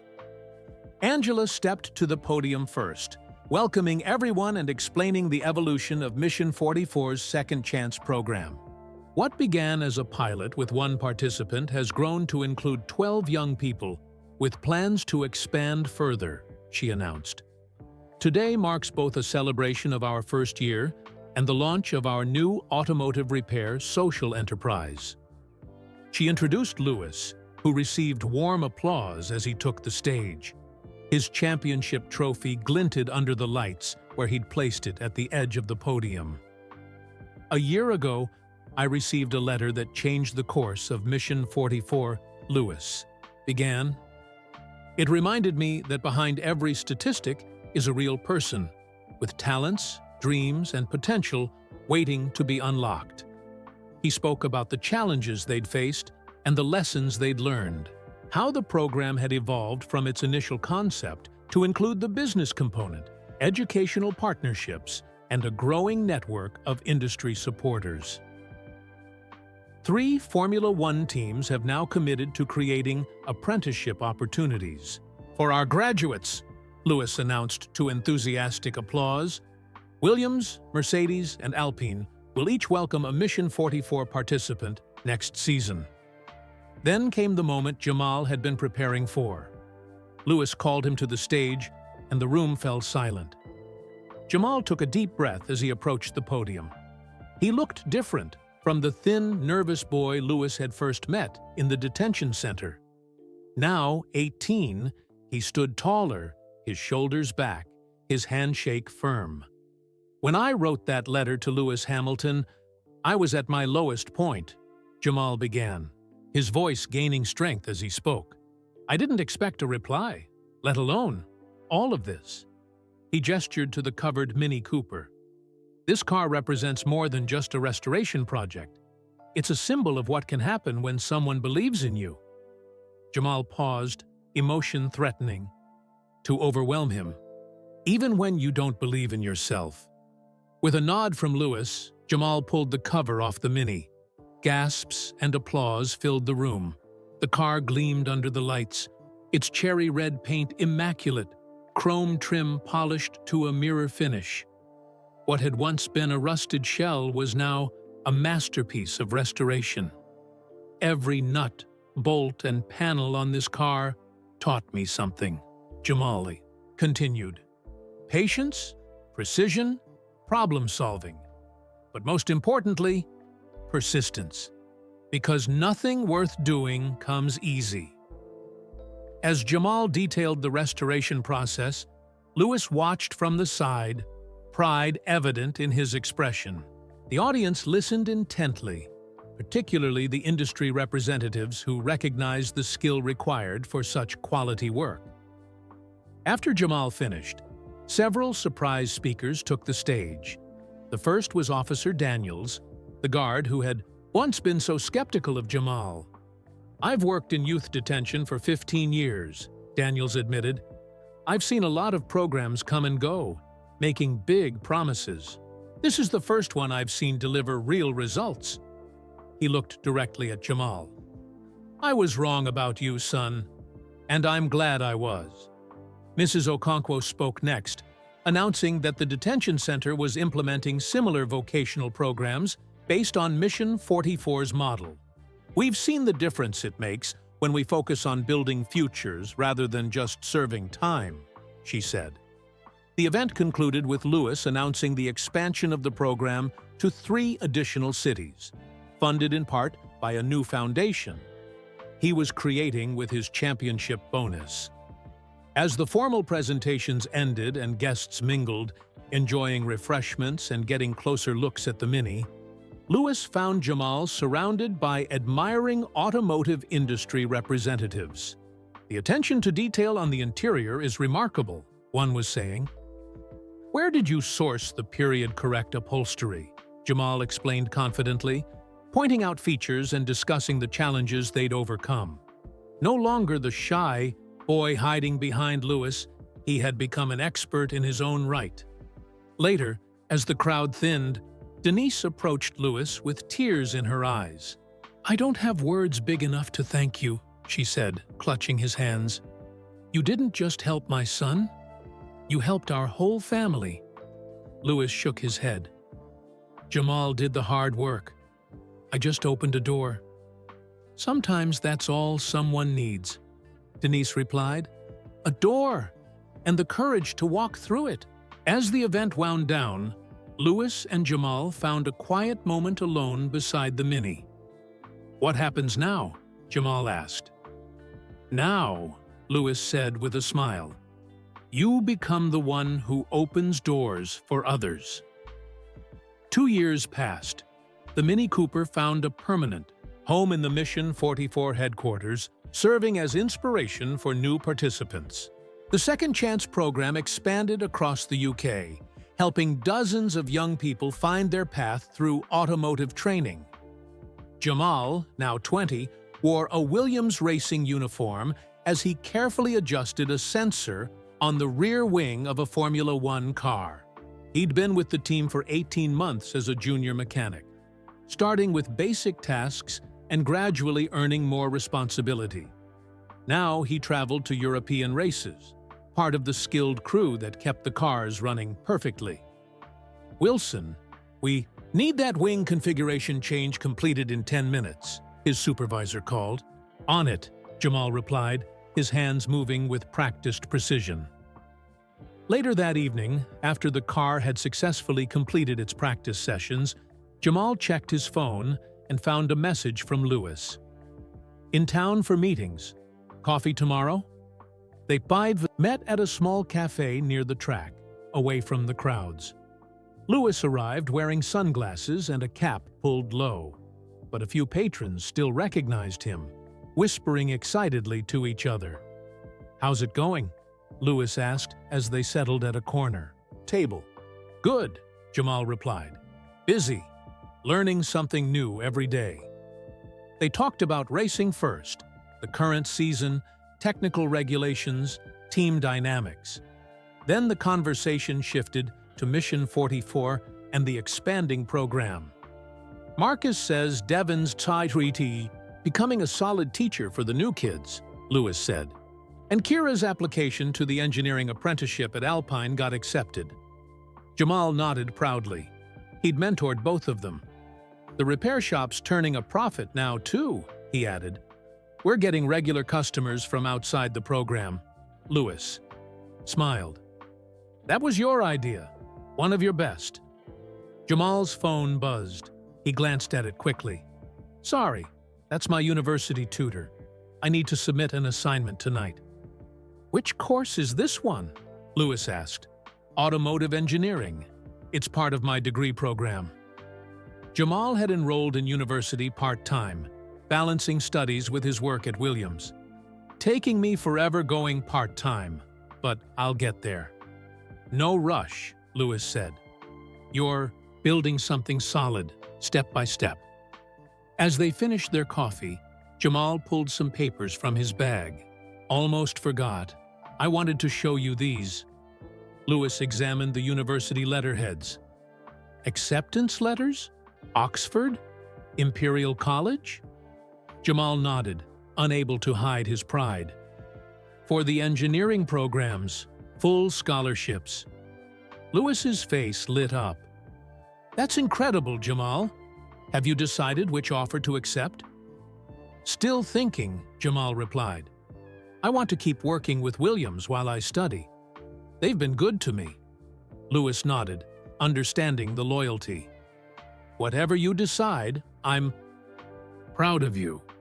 As they walked out of the cafe, Lewis regarded Jamal thoughtfully. The transformation over these past 3 years was remarkable. The nervous boy from the detention center had become a confident young man with a promising future. "Got plans for the holiday break?" Lewis asked. "Working with the new kids at the Ethiopiast program mostly," Jamal replied. "We've got 4 newcomers starting next month. Plus, Mom's planning a big dinner. She says you're invited, as always." Lewis smiled. He'd become something of an extended family member to the Wilsons. Denise's cooking was legendary among Mission 44 staff. "I'll be there," he promised. "Might be making some changes myself soon." "The Itatwiti retirement rumors?" Jamal asked. Lewis had been hinting at stepping back from racing after his record-breaking 9th championship the previous season. Lewis nodded. "Nothing decided yet.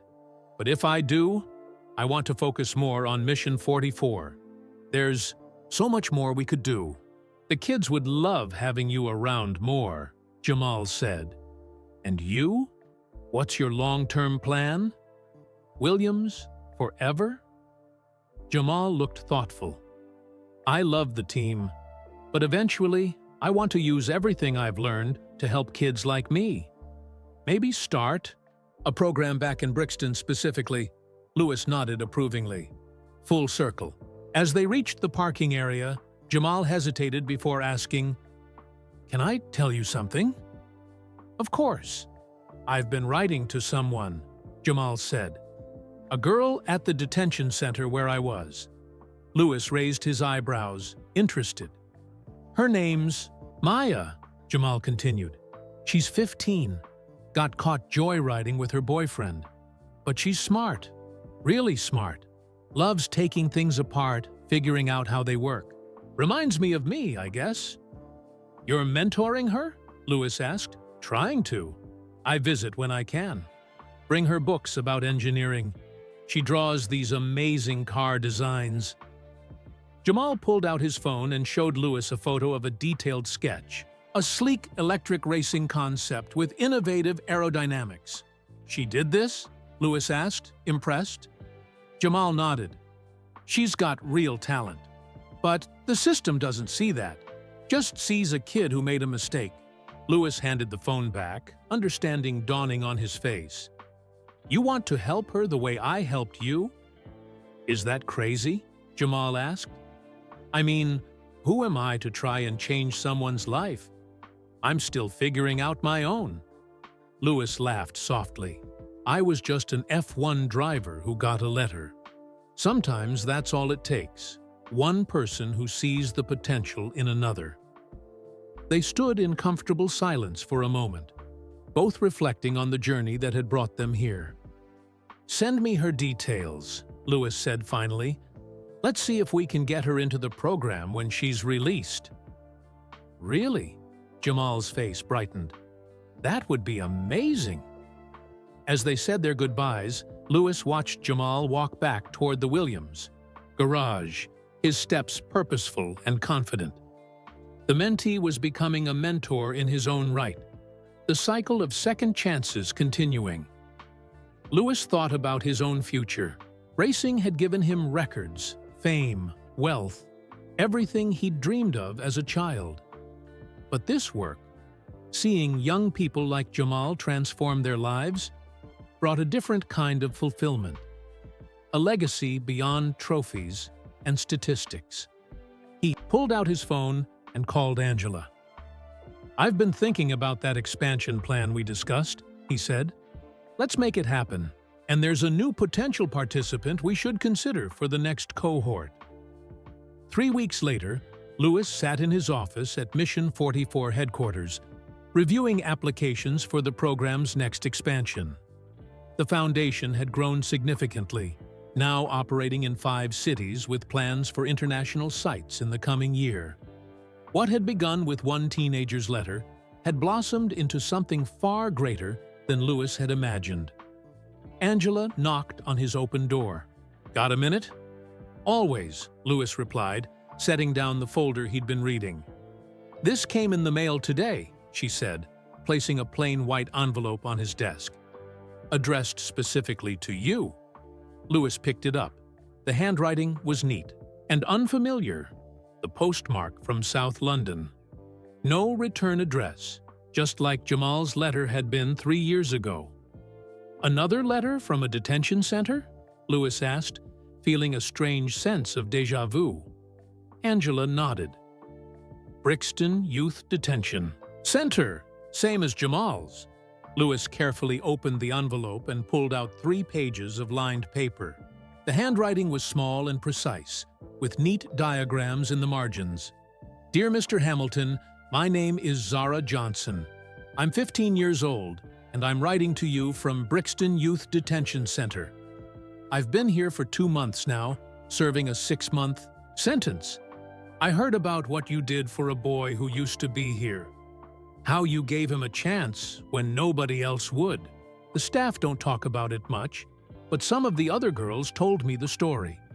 I know you probably get thousands of letters, but I hope you read mine. Lewis paused, struck by the similarity to how Jamal's letter had begun. He continued reading. Zara explained that she'd been caught stealing computer parts from her school to build a control system for an electric go-kart she was creating from scraps. No one had believed that was really what she was doing with the parts. They assumed she was selling them, with a previous warning for trespassing at a junkyard, also looking for parts. The judge had been unsympathetic. I have always loved designing things, she wrote, especially vehicles. My dad was a mechanic before he got sick, and he taught me the IB basics.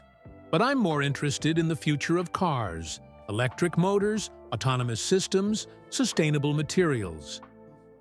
Lewis studied the detailed diagram in the margin, a cleverly designed electric motor mount with integrated cooling. It was impressive, showing real engineering insight. I know I messed up. I should have asked for the parts, not taken them. But no one at school took my project seriously. Girls aren't supposed to be interested in engineering, especially girls who look like me. The letter continued, describing Zara's hopes of becoming an automotive engineer focused on sustainable technology. She included sketches of an innovative electric vehicle concept with regenerative braking systems and solar-integrated body panels. Being in here has shown me how easily one mistake can alter your path. Most people think my path is set now, that I'll keep getting in trouble. But I know I can be more than my worst decision if someone gives me a chance. I don't expect anything from you. I just wanted you to know there are more of us out here. Kids with dreams and talents who need someone to believe in them. Sincerely, Zara Johnson Lewis reread the letter, deeply moved. He was about to call Angela back when he noticed something. In the corner of the last page, a small geometric design that looked oddly familiar. He'd seen that exact pattern before, on Jamal's original letter. He flipped open his laptop and searched through his files until he found a scan of Jamal's letter from 3 years ago. There it was, the same unique symbol in the same position. On the page. Lewis sat back, realization dawning. He picked up his phone and called Jamal. "Did you get a chance to read it?" Jamal asked immediately when he answered. "Zara's letter?" Lewis replied. "Just finished it. Impressive young engineer. Reminds me of someone else I know." Jamal was quiet for a moment. "She doesn't exist, does she?" Lewis continued gently. A soft laugh came through the phone. "How did you know?" "The symbol in the corner, same as on your letter, and the writing style felt familiar." Lewis leaned back in his chair. "Why, Jamal?" "I wanted to see if you'd respond the same way you did with me," Jamal admitted. "If it was just a one-time thing, or if you'd help another kid the same way." "It was a test?" Lewis asked, surprised. "Not exactly a test," Jamal replied thoughtfully. "More like, I needed to know that what happened to me wasn't just luck or timing, that the program is really about seeing potential in everyone, not just special cases." Lewis understood. After a lifetime of disappointments, Jamal needed reassurance that the opportunity he'd received wasn't a fluke. "And if I'd ignored the letter?" Lewis asked.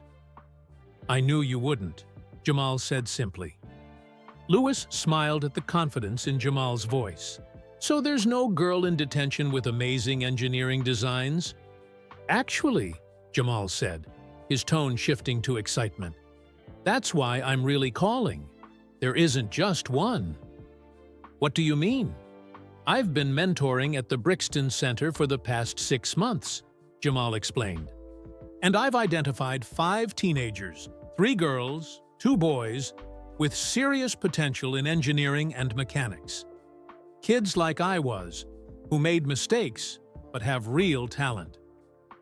Lewis listened as Jamal described each teen, their skills, challenges, and circumstances.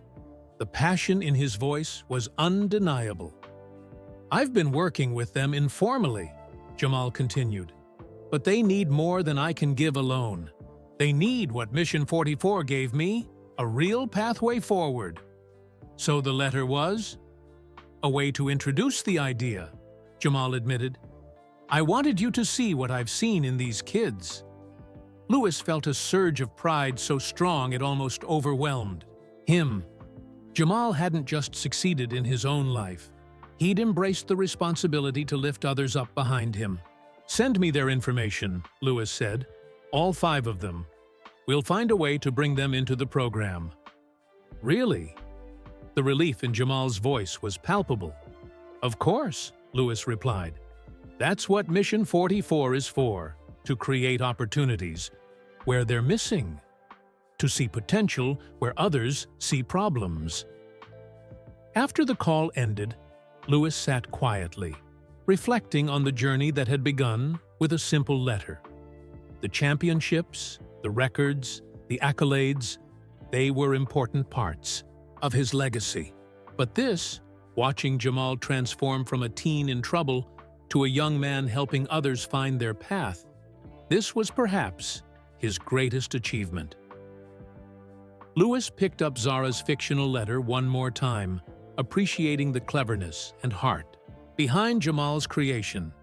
The story might have been invented, but the need was very real. And thanks to Jamal, 5 more young people would get their second chance.